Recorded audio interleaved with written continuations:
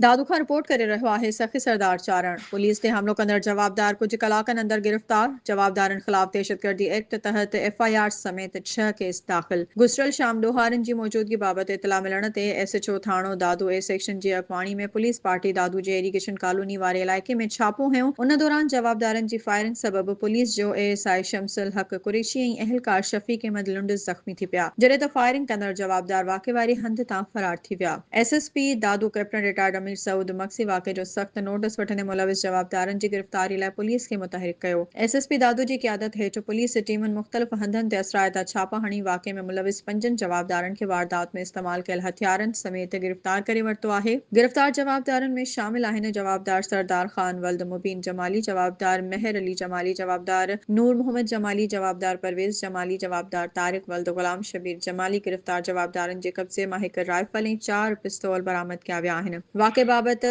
थाणो Dadu A section में 9 नामज़द जवाबदारनि समेत 15 माण्हुनि ख़िलाफ़ केस नंबर 3/2026 ऐं दफ़ात 324, 353, 148, 149 पाकिस्तान पेनल कोड ऐं 67 ATA तहत सरकारी फ़रियाद में दाख़िल कयो वियो आहे। उन खां अलावा गिरफ़्तार जवाबदारनि ख़िलाफ़ असला एक्ट तहत वधीक 5 केस बि दाख़िल कया विया आहिनि। वधीक जांच जारी आहे ऐं ॿियनि जवाबदारनि जी गिरफ़्तारी लाइ पुलिस जो वधीक छापामार कार्रवायूं जारी आहिनि।